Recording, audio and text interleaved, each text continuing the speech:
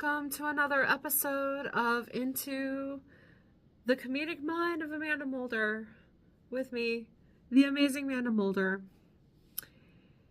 This is a belated October episode. I was super busy losing my mind in October, and it was a good month. I partially glad it's over, partially ready to move on. Mixed feelings, but it is what it is. So I'm gonna try to see what I can do today to post maybe 2 videos and talk a little bit about what I've been doing and what I've been learning and just some thoughts. So I hope you enjoy me catching up. It happens. It's like that sometimes. But I hope everyone had a good Halloween. Everyone's doing well and we're making it happen. So I think where I left off in September, I said that I was signed up to do a comedy contest. I'd say overall I've recovered from the experience. Doing that kind of stuff is difficult. I'm not really into contests. I'm not ever going to win a popularity contest. The only popularity contest I've won in my life was, shout out to Butler High School, I won Most Unique. But that's not something that's normally celebrated in our culture, being the most unique. It's most popular or what most well liked. I'm never going to win that award. So it's okay. Well, like they say in Love Island, like Amaya Papaya says in Love Island, if I'm not your cup of tea, don't drink me. If I'm not your book, don't read me. Just put me back on the shelf. That's kind of where I'm at in my life. But it was nice to have the experience of performing on stage locally. Erie, PA is a really small town. There aren't a lot of opportunities to perform here on the stage. I had 6 of my friends showed up, so thank you everyone that came out and supported. I know more of my friends even would have come, but I have lots of people out of town that are friends, but I know a lot of people. I shared a private video link, and some people watched my routine, so thank you everyone if you watched my video or if you came. Really appreciate the support. It was a nice experience. I met a lot of great comedians that I don't normally see at open mic night, so that was really cool. I met the owner of the club, which was really nice. I've been going to this club to see local comedians, and it was just nice to connect. It was like a good networking opportunity. Yeah, like I said, popularity contest. I pretty much went into it knowing it wasn't going to go anywhere, which is not the mindset that, like the Comedy Bible wants you to have. But I've learned throughout my life, when it comes to local stuff, just keep your expectations low. And yeah, it still feels like kind of a hit, but there's always, things aren't what it seems. And if you keep your expectations low and keep things realistic, you get through the experience. So overall it was good. Some takeaways. I thought a little bit about these opportunities that are not like an open mic night, for timed comedy. I just in general have a very, I don't like being timed. I maybe just in general might have a time issue, time blindness. I don't know. I just suck at it. But, I practiced a lot.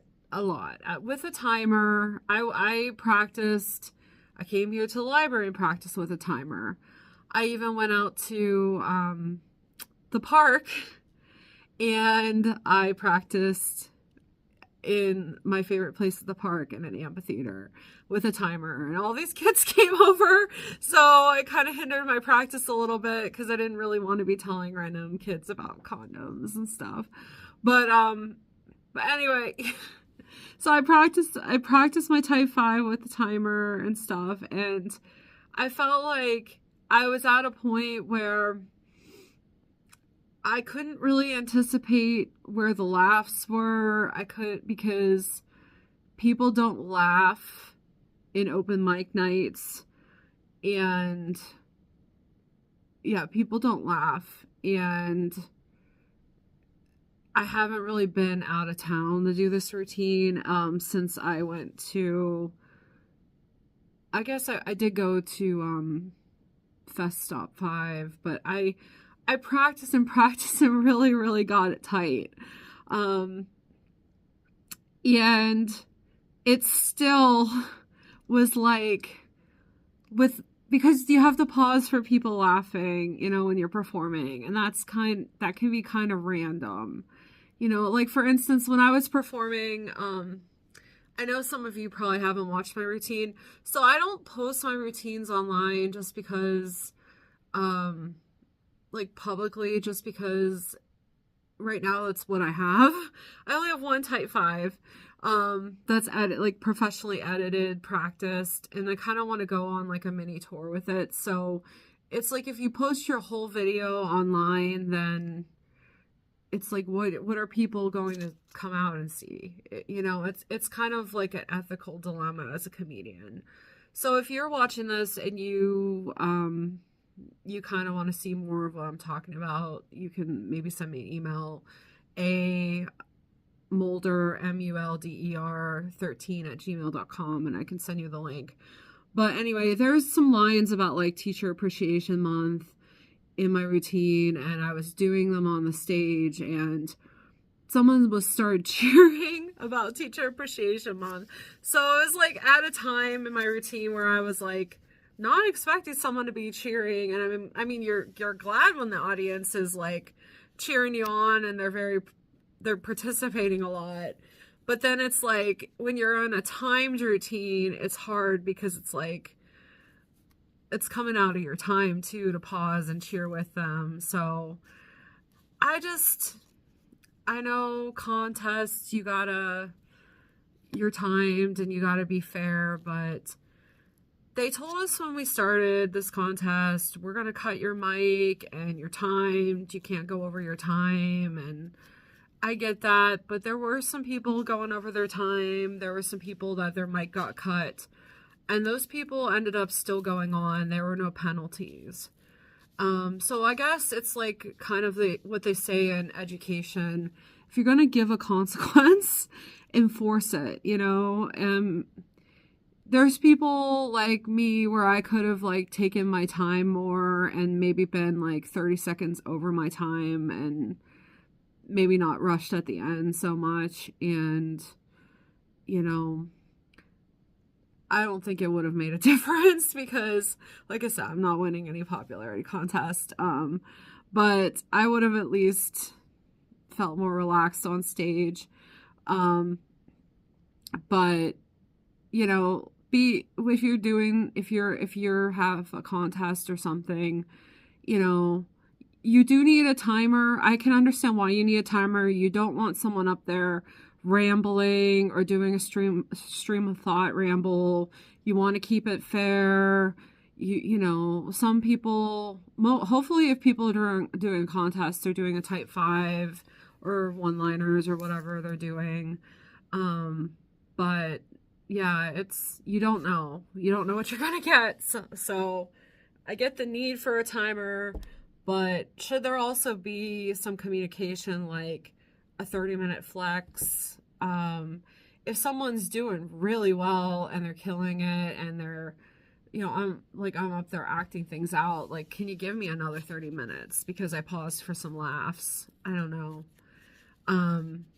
Just some ethical things to think about in the comedy world. Like, how, I'm sure there's people out there, there's type A personalities that are like, you must be within the time, edit, edit, edit. And then there's type B personalities like me that are like, I edited it, I met with professionals, and there's still really good things, and I want to act things out, and I want to pause for people. I don't want to just keep going, and take out some of the, like, really good things that are getting laughs. Can you just give me an extra 30 seconds? So I don't know. I'm just, yeah. And at open mics, I get, because people are at an open mic, it's totally different situation. It's honestly just practice. Open mic is just practice, and you're going to get people up there rambling, myself included, and you want them to know they only have 5 minutes to do that. So, if you're performing, and I guess there's different types of comedy. I do comedy with a lot of props because I'm a teacher and I'm demonstrating things.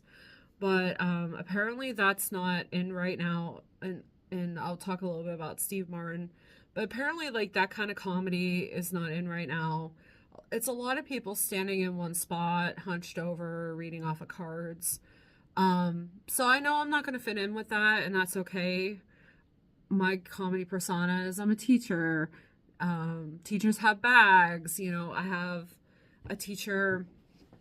I have a briefcase that works really well because it's firm and it holds a lot of my props.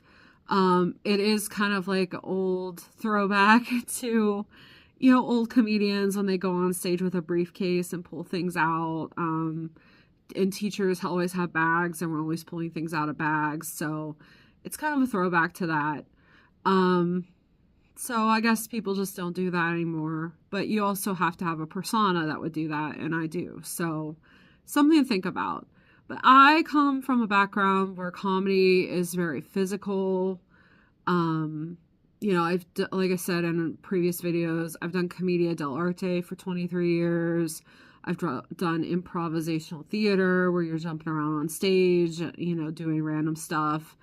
So like me standing in a spot reading from cards, or me sitting in a chair reading from cards, it's just not going to do it for me. Now, if you have a disability and it's a way to make comedy more accessible, then that's okay. But, if you can move, if you can do something a little more, engaging, feel free. But, there were some people there that had mobility, had physical disabilities that couldn't. So I understand that they couldn't do anything more physical than they could. So some people, like, I'm not trying to call people out, but I'm not used to going out and someone advanced in the competition, and they were reading some routine they got from the internet. Like, I heard them up there. I'm not going to go into what it was, but like, they were reading something and I'm like, I know I've heard this routine before. I did a search on the internet. I don't have an Apple phone. I probably could have like turned on an Apple phone and found the exact one, but I did on my Samsung phone. I searched, found the exact routine, and I'm just like, I can't believe this guy advanced. Probably because he's a guy, he advanced, but he advanced doing a routine he found on the internet.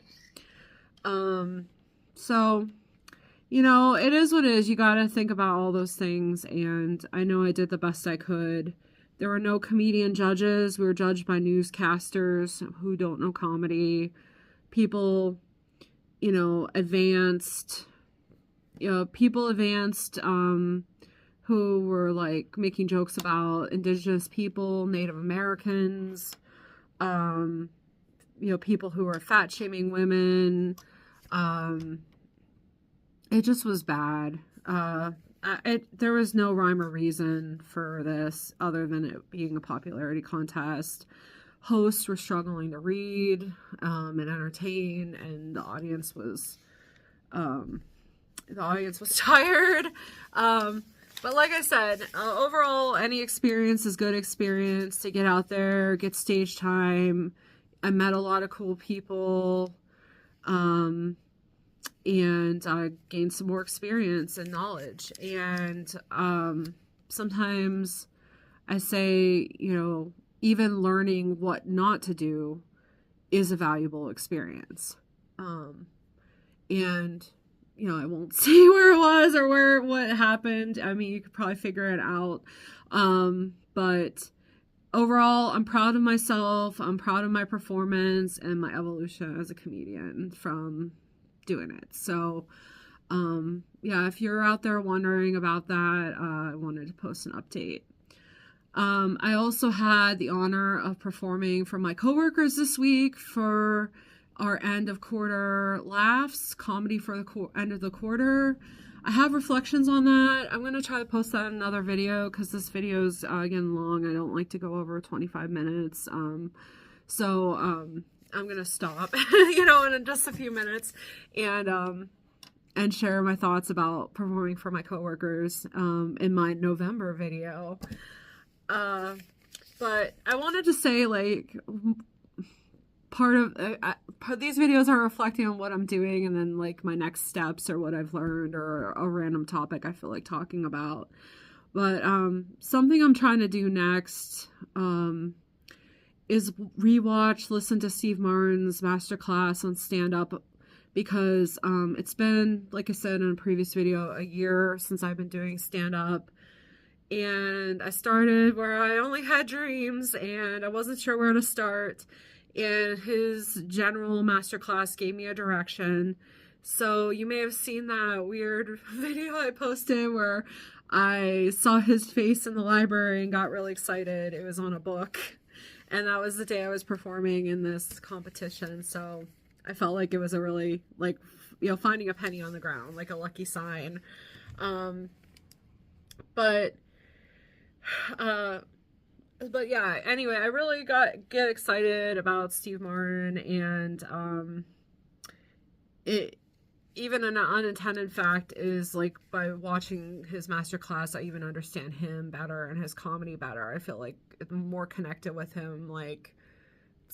Sounds so weird, but when I watch Only Murders in the Building, I know what absurdist comedy is, and when he's in the White Room, or when they're when there's a finger flying around, or when they're doing a funeral scene, I know that's absurdist humor. And he talks about Meteor Shower, the play he wrote, and how he wrote it. And he's we'd say the OG Jedi master of comedy for me. Because it's just when I started, I watched The Bored Teachers, but with Steve Martin and I, we did the deep dive, and I know he wasn't there, it's just a video, but he talks to you like you're a real person. I mean, obviously he doesn't know you, but it's like I learned from a Jedi Master hologram, and I stared into his eyes for 3 hours, and I just fell in love with him so much. He's not even a woman. He's a man in comedy, but he has such interesting experience, and I just grew to love him and admire him so much. So anyway, if you wondered, if you saw that weird video and wondered what the heck is it with you and Steve Martin, that's a little bit of backstory. I'm not gonna get into the depth of his masterclass. I only have a few minutes left, but I will say, now that I've done my journey, it is only the bare bones, and it doesn't have the structure I feel I needed to. I learned from Mia and some of the classes I took, and the Comedy Bible. But you must, start somewhere, and he's inspirational. He tells you a lot, and you have to further your study with a mentorship, classes, reading. But with Steve, you'll get your toes wet. You'll get a lot to think about, and it's just a very helpful tool to think about comedy. One thing that I was feeling like just kind of, comedians, let's talk about our emotions a little bit. We're up there, we're actors too, and I do come from like an acting background. Yeah, but we also like go through emotions. Like we get depressed, we get down. And I do that too. Like I get in my head, I have anxiety and all that. And October was Mental Health Awareness Month. So I'm going to be like really clear coming out and saying all that. But I did read something from Steve Martin that kind of resonated with me. He said, I did stand up for 18 years. I spent 10 learning, 4 refining, and 4 with wild success. And then he quit. So it just tells me that all of us are if you're in comedy, especially stand-up, you're in it for the long haul. And all of us, as humans, we're impatient. As artists, you want to be good. It's always a growth thing. You're always growing, practicing, trying to get better. But part of you wants to get there already, and I had to like do a deep dive and be like, yeah, I have 23 years in comedy. And even there, even doing Comedic, I'm just like, I got to a point where I was like, I don't think I'm very good. And then doing stand-up comedy, I'm like, I only am in this a year where I'm doing a deep dive. I dabbled in it a little bit in Maryland, but I didn't take classes. And I just got up there and, said some stuff at a mic, and some people were inspired and remembered me, and that was good. Like, I just kind of went with it. So this is my first year doing a deep dive, learning, growing, really practicing, investing time in it. So I gotta when I was up at that club, I won't speak of, I said 3 years, but I'm really just 1 year of doing like the deep dive, the deep work. So according to Steve Martin, I have like about 9 years left. So I gotta be committed to it. It's like in a relationship. It's like being married to comedy. So, but I'm not married to anyone else. So, hey, why not? So the last thing I'm going to say before I end this video is, Steve Martin talks about something called a comedy manifesto in his Masterclass. And his comedy manifesto is something people repeat a lot. I even heard it at work. It's be so good they cannot ignore you. And I don't really quite understand that, Steve. I feel like I applaud it because you are so good. I can't ignore you, and I love you so much. And, but I also feel like, damn it, you're also like just this cute old white male, and you really have a lot going for you. So of course no one can ignore you. I don't know how to get there. I don't know how to get to where that could ever be my comedy manifesto. But I do appreciate that, and I do think of his manifesto. But it's also like it's his manifesto. He tells us in his class, like, we need to come up with our own manifesto.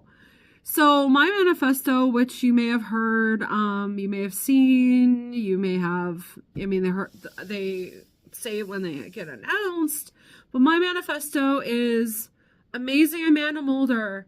She will teach you things you didn't know you needed to know. Because I'm a teacher, and I will teach you crazy things about, I don't know, Dingus Day, fish, beavers, whatever I feel like talking about. Those are some of the things off the top of my head. So, I also, when I performed for the place I won't speak of, I wore a suit. I do dress up. I do overdress, and that's part of being a comedian, is knowing what your persona would wear. For open mics, I don't always wear a suit, but I do dress up. But for performing on a stage, or like when I perform for my coworkers, I did wear a suit because teachers typically dress up for work. And my persona as a teacher, I'm extra, I'm over the top. So I'm going to take what maybe a modern teacher wears and go to the next level and wear a suit. It is also kind of paying homage to like Steve Martin. He always performed with a suit, and there were some female comedians that also women in in the 1950s started wearing suits and performing. So women in suits are also a powerful symbol, and anytime I'm on an actual more of like a professional gig, I do plan on wearing a suit. So that's going to be a part of my comedy manifesto too. Okay, well, I'm a little 1 minute over, so it goes back to me sucking about time. But anyway, I'm going to reiterate, comedy manifesto. I am the amazing Amanda Mulder. I will teach you things you didn't know, you needed to know. And I will also, if I'm not your cup of tea, don't drink me. So I'm going to sign off and try to see if I can squeeze in another video for November. Okay. Well, I love you all. Thank you for supporting my comedy journey, and I will talk with you again soon. Bye.